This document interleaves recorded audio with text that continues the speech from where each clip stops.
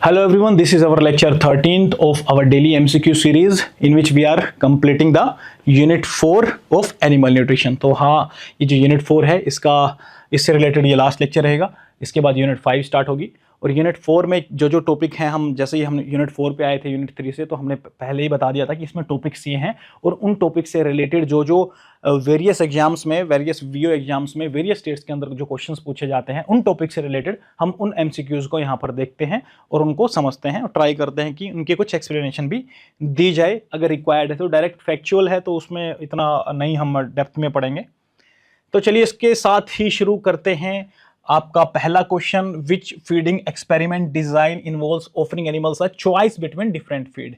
इनमें से कौन सा एक्सपेरिमेंट ऐसे डिजाइन किया जाता है कि एनिमल को चॉइस दी जाए बिटवीन द डिफरेंट फीड्स की, भाई ये भी है, ये भी है, ये भी है, आपकी मर्जी है, जो खाना है आप खा लो उसको। ठीक है साहब, तो नाम से पता लग रहा है कैफेटेरिया फीडिंग, इसमें आंसर चला जाएगा। जैसे कि हम कैफेटेरिया में जाते हैं, हमारी मर्जी होती है, जो मन करे ऑर्डर करके खा सकते हैं, ठीक उसी बेसिस पे उसको नाम दिया गया है, क्योंकि एनिमल के पास चॉइस होती है बिटवीन द डिफरेंट फीड, जो चाहे वो कंज्यूम कर सकता है। ठीक है, सिंपल सा क्वेश्चन है, सिंपल सा इसका आंसर जा रहा है, कोई इतनी बड़ी बात नहीं है।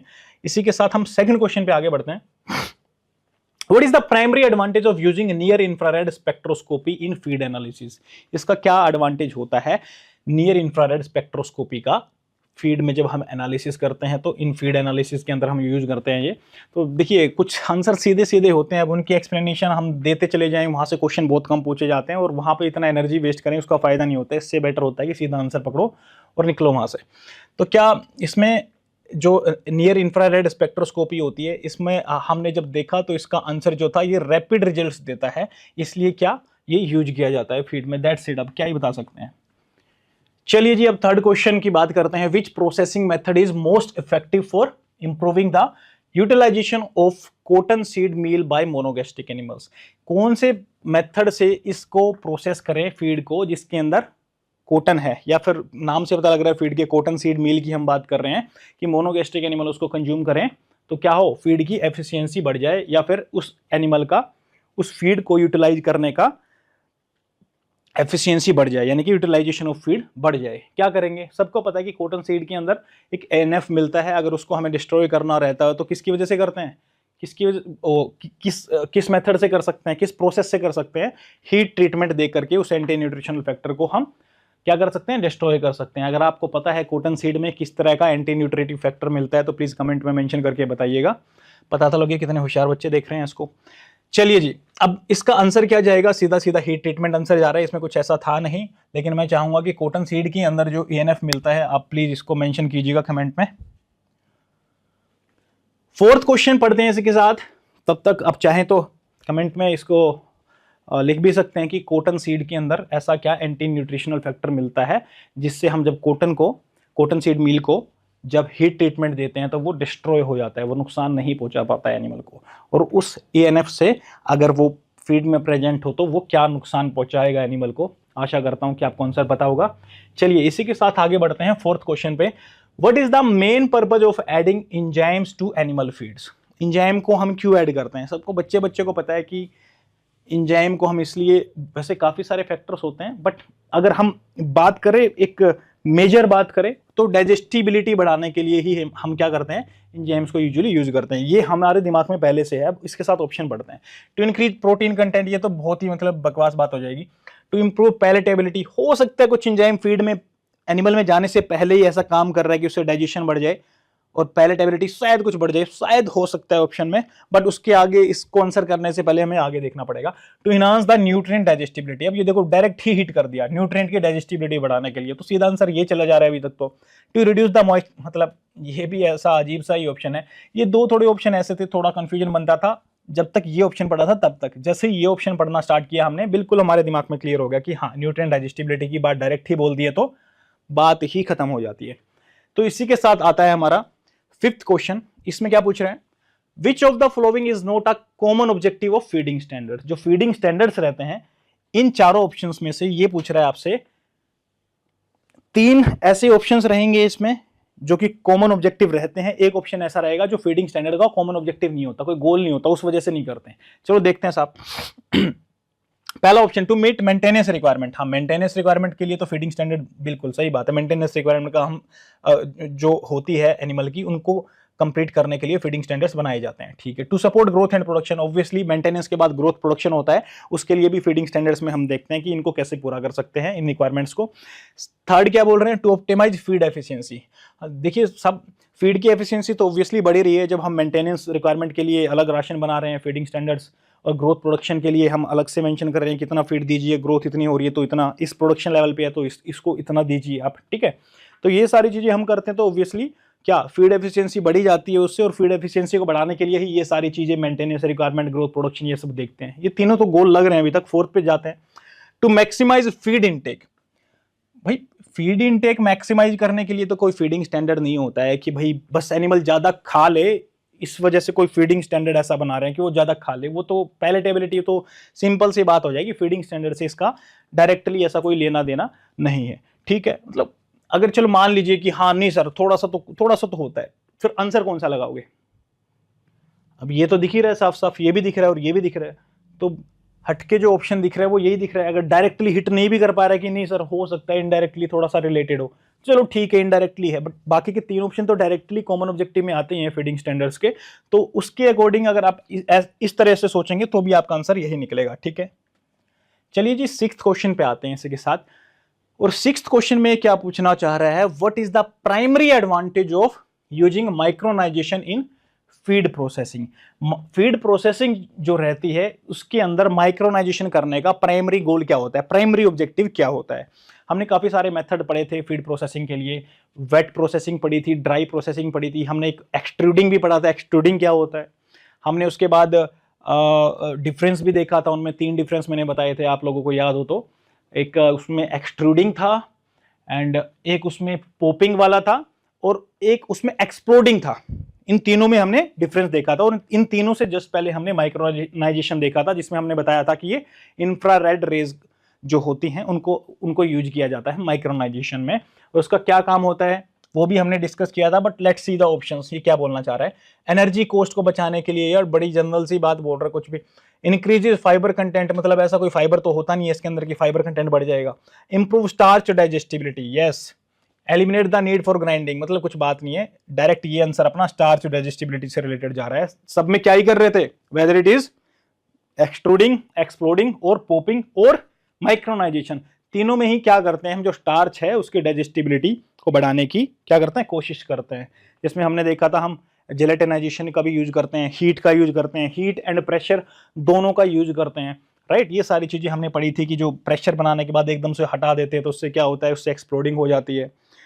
ये सारा हम डिस्कस कर चुके हैं। ये इस एक वर्ड को मत पकड़ना, शुरू से आप लेक्चर देखते आना सीक्वेंस में, तो आपको सारी चीज़ें समझ में आएंगी।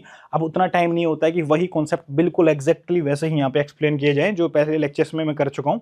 इसलिए बार बार रिक्वेस्ट करता हूँ स्टार्टिंग से आप लेक्चर देखें ताकि आपका कोई कॉन्सेप्ट मिस ना हो, क्योंकि वो वाले कॉन्सेप्ट भी यहाँ पे हर लेक्चर में हम डिस्कस करने लग जाएंगे तो ये हाफ एन आवर की जगह 2 आवर का लेक्चर हो जाएगा, जो कि हम नहीं कर सकते हैं। ठीक है जी। इसका जो ऑब्जेक्टिव है, हमारा गोल है, कम से कम समय में मैक्सिमम जो क्वेश्चन पूछे जाते हैं उनको हम सोल्व कर पाए। वेरियस स्टेट्स में जो क्वेश्चन पूछे गए हैं या फिर जो काफ़ी इंपॉर्टेंट क्वेश्चन हैं जो पूछे जा सकते हैं, जिसकी प्रोबेबिलिटी हाई है, उनको हम डिस्कस करते हैं, और जितना जल्दी हो सकता है उतना जल्दी डिस्कस करने की ट्राई करते हैं। और जो बहुत ही कोर कॉन्सेप्ट होता है वो आपको कम से कम एक बार तो हम बताते ही हैं। चलिए इसके साथ अपन आ जाते हैं 7th क्वेश्चन पे। ये 7th क्वेश्चन है, 6th लिखा हुआ यहाँ पे, कोई बात नहीं। What is the main purpose of using inoculant in silage production? जो हम इनोकुलेंट्स मिलाते हैं साइलेज के अंदर, उनका ये बोलना चाह रहे हैं कि मेन पर्पज क्या है साइलेज प्रोडक्शन में। अब वो तो ऑप्शन देख के पता लगेगा कि ये क्या बोलना चाह रहा है या क्या पूछना चाह रहा है। ठीक है sir. To increase protein content, ये प्रोटीन कंटेंट तो ऐसा कुछ इनोकुलेंट मुझे तो नहीं लगता, ना हमने पढ़ा कुछ ऐसा प्रोटीन के लिए हम बढ़ा रहे हैं ऐसा यूरिया मिला के उसमें। ठीक है। To improve fermentation, yes. To reduce moisture content और टू एलिमिनेट पैथोजेंस, ये तो मतलब वही बात हो जाएगी, मतलब आसपास की बातें हैं। शायद सर कुछ ऐसा मिला दे सर कि उसमें हम एसिड मिला देते हैं तो सर उससे मोल्ड ग्रोथ नहीं हो पाती है जल्दी, उसको बैक्टीरिया है जो अच्छे वाले जल्दी काम करने लगते हैं, थोड़ा एसिड बाहर से मिला। वो इनडायरेक्ट सी बातें हैं, डायरेक्ट नहीं है। डायरेक्ट क्या है भाई, साइलेज का जब जब नाम आएगा, जब हमने डिटेल में भी बहुत अच्छे से पढ़ा है कि साइलेज का मतलब मेन जो चीज हो रही है यहाँ पे क्या हो रहा है, तो बिल्कुल स्पेशल है, अलग है बिल्कुल, और उसके बिना तो बात ही नहीं करेंगे हम साइलेज मेकिंग की, इनसाइलिंग प्रोसेस की बात ही नहीं करेंगे। वो क्या है? फर्मेंटेशन। क्या है वो? फर्मेंटेशन है। तो बेसिकली जो इनोकुलेंट मिलाते हैं हम, क्या करते हैं उससे, जो फर्मेंटेशन है उसको इंप्रूव करने के लिए। ये स्पेसिफिक आंसर जा रहा है। अब कुछ भी हो इसमें, क्या करते हैं हम, एसिड को कम करेंगे, बैक्टीरिया को बढ़ाएंगे, क्या करेंगे नहीं करेंगे, और शुगर्स को ज्यादा ऐड कर देंगे, वो एक अलग बात है। बट मैं यहाँ पे क्या बोलना चाह रहा हूँ, जब साइलेज मेकिंग की बात आती है तो ये फर्मेंटेशन जब वर्ड दिखता है ना, एकदम से दिमाग में क्लिक होना चाहिए कि yes we are talking about fermentation. तो साइलेज में क्या होता है, कैसा फोडर होता है साइलेज के अंदर? फर्मेंटेड फोडर भी उसको बोल देते हैं। ये भी क्वेश्चन पूछा गया है आगे। चलिए, अब यहाँ पे जो क्वेश्चन है थोड़ा ऊपर नीचे सीक्वेंस हो रखा है, बट डोंट वरी, ये 21 क्वेश्चन होंगे, इसलिए थोड़ा सा एक क्वेश्चन वैसा हो गया। 6th क्वेश्चन 2 बार पढ़ दिया हमने, अच्छी बात है। चलो आ जाओ 7th क्वेश्चन पढ़ते हैं। Which conservation method is most effective for preserving the nutritional value of legumes? Legumes की न्यूट्रिशनल वैल्यू को प्रिजर्व करने के लिए कौन सा मेथड हम इनमें से यूज करते हैं? चैट जीपीटी, गूगल, परप्लेक्सिटी, ये सबसे पूछोगे तो डिहाइड्रेशन बोलते हैं इन ऑप्शंस में से सीधा, ठीक है। बट यूजुअली हम इसको हे मेकिंग में पढ़ लेते हैं, तो हे मेकिंग इसका आंसर जा सकता है, ऐसी कोई बात नहीं है। चलिए जी, थोड़ा सा कन्फ्यूजन था उसमें कौन सा आंसर जाएगा, क्योंकि यूजुअली हम बात करते हैं तो हे मेकिंग में उसको बोल देते हैं, बट यहाँ पे डिहाइड्रेशन वाला भी उसमें ऑप्शन निकल रहा था काफ़ी सारी जगह पे, गूगल ये सब जगह पे देखा गया, तो थोड़ा सा कन्फ्यूजन है उस क्वेश्चन में, तो इसलिए मैं आप लोगों के साथ शेयर कर लेना हूँ, ठीक है। कोई पत्थर की लकीर नहीं है। चलिए जी, आपको कोई बेटर ऑप्शन मिले तो आप बताइएगा। 8th क्वेश्चन की बात करते हैं। Which feeding standard expresses energy requirement in terms of metabolisable energy? यहाँ पे ध्यान से सुनना। अब 2 तरह के मेथड पढ़ते हैं हम लोग। एक पढ़ते हैं ये स्टैंडर्ड्स ARC, एक हम पढ़ते हैं NRC। ARC यूके में, इसको नोटबुक पे लिख लो अच्छे से, पोज करके इसको लिख लेना अच्छे से। ARC यूके में बनाया गया सिस्टम है, NRC जो है यूएस में बनाया गया सिस्टम है। किसके लिए है ये? फीडिंग स्टैंडर्ड्स के लिए है। इसका फुल फॉर्म क्या होता है? एग्रीकल्चरल रिसर्च काउंसिल और ये नेशनल रिसर्च काउंसिल, ठीक है। बस इतना समझे, ज़्यादा इतना दिमाग लगाने की जरूरत नहीं है। अब मेन बात क्या है, सबसे पहला क्या आती है जब हम पढ़ते हैं तो मेटाबोलाइजेबल एनर्जी, उसके बाद क्या आती है? Net energy. तो मेटाबोलाइजेबल एनर्जी कैसे मिलती है हमें? क्या क्या लॉसेस हम माइनस करते हैं ग्रोस एनर्जी से तो हमें मेटाबोलाइजेबल एनर्जी मिलती है। फीकल एनर्जी को माइनस करते हैं, यूरिनरी एनर्जी को माइनस करते हैं, प्लस में जो गैसेज होती हैं उनके लॉस को भी माइनस करते हैं। कहां से मिलती हैं वो? इन द केस ऑफ रुमिनेंट्स वो फर्मेंटेशन से हमें गैसेस मिलती हैं। मेजर गैस कौन सी होती है? मीथेन गैस होती है। तो इसमें मैं क्या बताना चाह रहा हूं, ARC from UK, NRC from US से पहले आएगी मेटाबोलाइजेबल एनर्जी, और उसमें से भी हीट लॉस माइनस जब कर देंगे तो क्या आ जाएगा? नेट एनर्जी आप लोगों का आ जाएगा, ठीक है। तो ARC यूके और मेटाबोलाइजेबल एनर्जी, देन NRC वो यूएसए में, और इसमें क्या कैलकुलेट करते हैं? इसमें हम देखते हैं नेट एनर्जी। होपफुली आप लोगों को ये चीजें याद रहेंगी, ये तीनों चीजें आपको बिल्कुल अच्छे से पता होनी चाहिए। ARC NRC से रिलेटेड, ये यूके में है, और मेटाबोलाइजेबल एनर्जी, उसके बाद NRC। इसका ट्रिक थोड़ा सा ये है कि NRC में N आ रहा है तो नेट एनर्जी में N आ रहा है, बस ये ऐसे याद हो जाएगा। और N इतना अच्छा चल रहा है तो भैया यूएस से टॉप की कंट्री इसमें जा रहा होगा। और ARC बचा हुआ ARC में आ जाएगा। सबसे पहले अल्फाबेट कौन सा आता है? A, उसके बाद N आता है ना, तो A।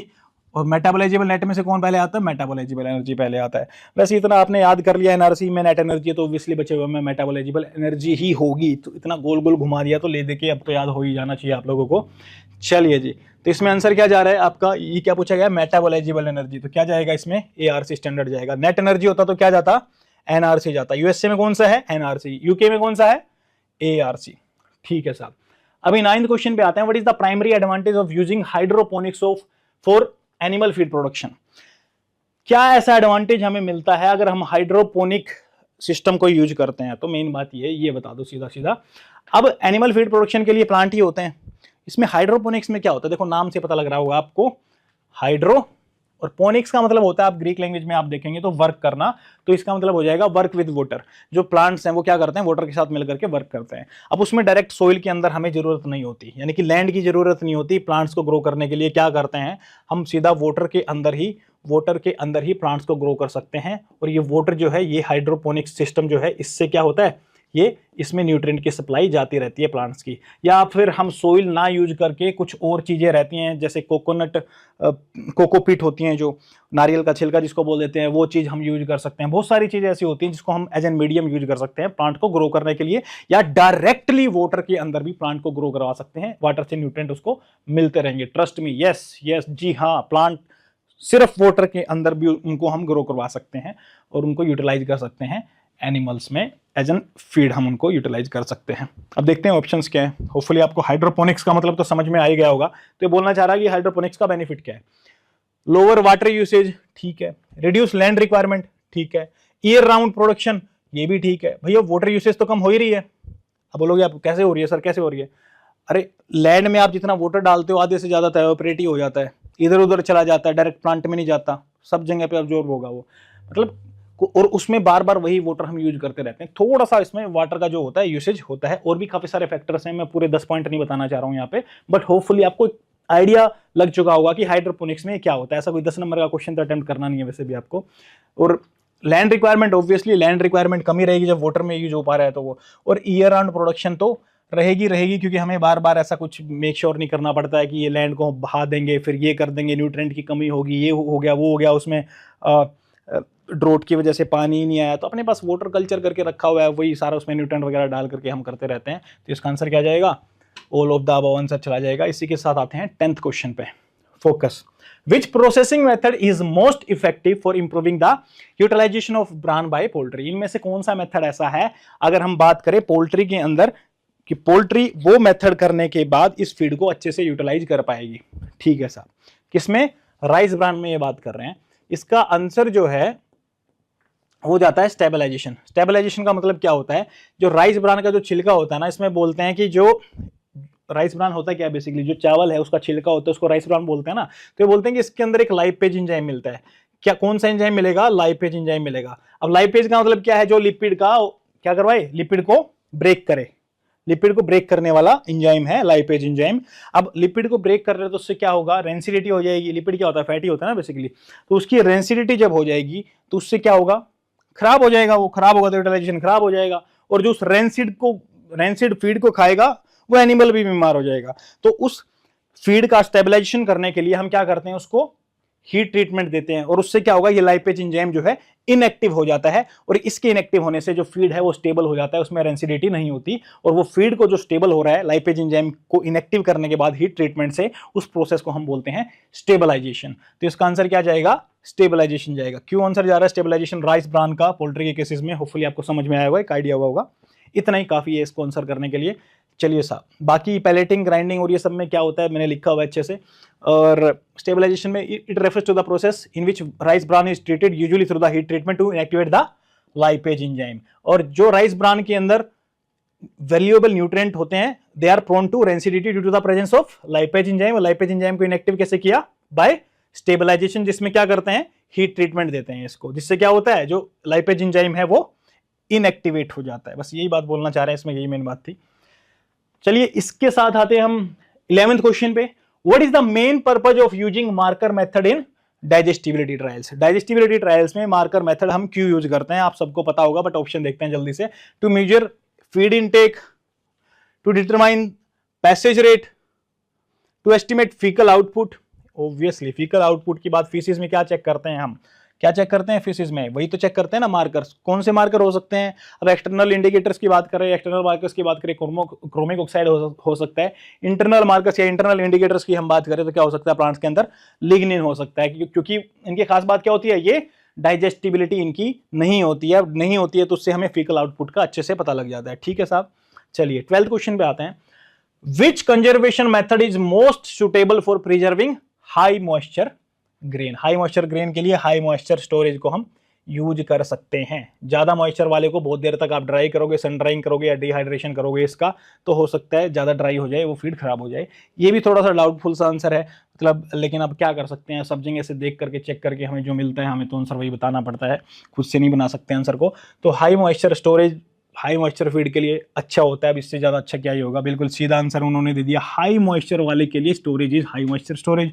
तो हाई मॉइस्चर का फीड है, उसके लिए हम हाई मॉइस्चर स्टोरेज यूज करेंगे। ठीक है साहब, अब 13th क्वेश्चन पे आ जाओ। चलो इधर focus. What is the primary advantage of using complete इसको बोल दीजिए, टोटल बोल दीजिए, TMR, टोटल मिक्स्ड राशन इसको बोल देते हैं इन डेयरी कैटल फीडिंग। क्या करते हैं इसमें आपको ये ध्यान रखना है, इसमें हम ये मेक श्योर करते हैं कि हर एक बाइट में क्या हो?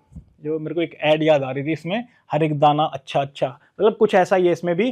क्या, जो भी फीड एनिमल लेता है, एक बारी की जो बाइट लेता है ना, उस बाइट के अंदर वो सारे न्यूट्रिएंट एक प्रॉपर कंपोजिशन में होने चाहिए जो कि पूरे डाइट में मिले हुए हैं। ऐसा नहीं कि यहाँ पे प्रोटीन है, ऊपर से प्रोटीन खा लिया और वो एनर्जी वाला कार्बोहाइड्रेट खाया नहीं या फाइबर इसमें आया नहीं।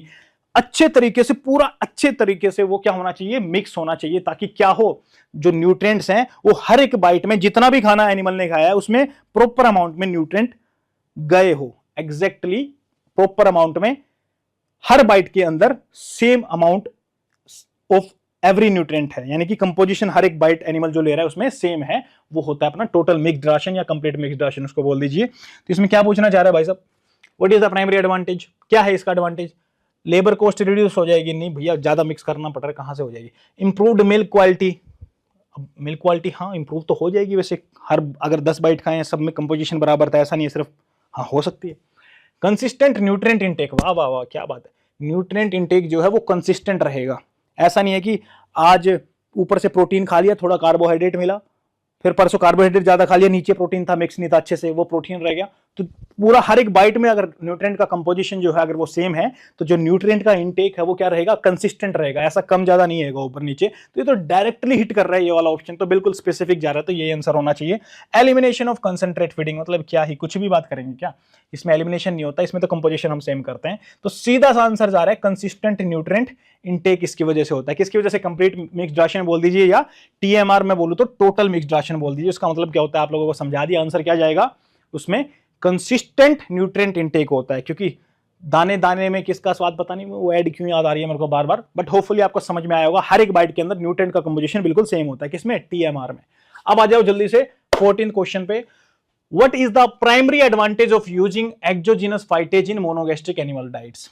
ये एक्सोजीनस बाहर से हम क्या दे रहे हैं, फाइटेज, यानी कि फाइटेज एंजाइम हम डाल रहे हैं फीड के अंदर, जो फाइटेट की फॉर्म में होता है ना फीड में कंपाउंड्स, उसमें क्या करता है, फाइटेट की फॉर्म में जो होता है उन फाइटेट को फाइटेज क्या करेगा, क्या करेगा भाई, क्या कर देगा, उनका डाइजेशन कर देगा, उनको ब्रेक डाउन कर देगा। और जब इन फाइटेट का जो कि फीड में है, एनिमल की फीड में है, जब ये फाइटेज हम डालेंगे, इनका जब ब्रेक डाउन होगा उससे क्या मिलेगा, फॉस्फेट मिलेगा, यानी कि एनर्जी मिल जाएगी।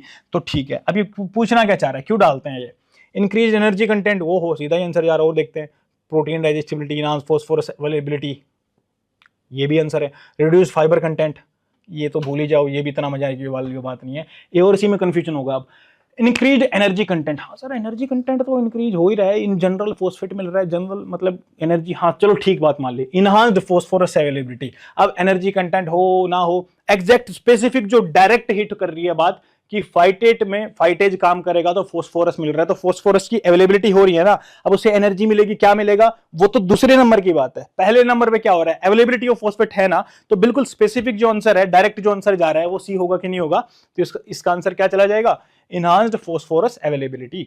15th क्वेश्चन पे आओ, which conservation method is most suitable for preserving wet brewer grains? ये सबसे पहले मतलब पता होना चाहिए वेट ब्रूअर ग्रेन होती क्या है। अब देखो, आपने वीट वाली बियर ली है क्या कभी, सबको पता होगा, नहीं वीट वाली बोलते सर, वीट वाली बियर लेंगे, कॉर्न वाली भी होती है, मतलब बेसिकली जो भी जिन ग्रेन्स के अंदर एनर्जी है ना, उनको हम क्या बियर बनाने के लिए यूज कर लेते हैं, ठीक है, उसका फर्मेंटेशन करते हैं, बढ़िया फर्मेंटेशन करके उसका पूरा यूज़ करते हैं हम। और क्या फर्मेंटेशन में जब बियर वगैरह बनाते हैं इनसे, वीट कॉर्न से, तो ये जो ग्रेन्स को यूज़ करते हैं हम, तो इससे क्या फर्मेंटेशन के लिए इनको यूज करते रहते हैं, और उसमें मॉइस्चर कंटेंट बहुत ज़्यादा होता है। क्या होता है, गलाना होता है ना उसको फर्मेंटेशन, अच्छे फर्मेंटेशन के लिए, तो उनके अंदर क्या होता है पता नहीं, जब मैं छोटा था मैंने देखा था कि एक न्यूज़ चैनल पे चल रहा था, कुछ वर्कर थे वो यूं अपने पैरों से फर्मेंटेशन कर रहे थे फ्रूट्स को, ग्रेप्स की बियर बना रहे थे, ऐसे ऐसे करके, मुझे आज भी याद है, बट पता नहीं क्यों एकदम से पढ़ाते हुए याद आया मेरे को वो चीज़। हाँ, तो कुछ ऐसा मॉइस्चर कंटेंट तो काफ़ी होता है उसके अंदर, ठीक है साहब।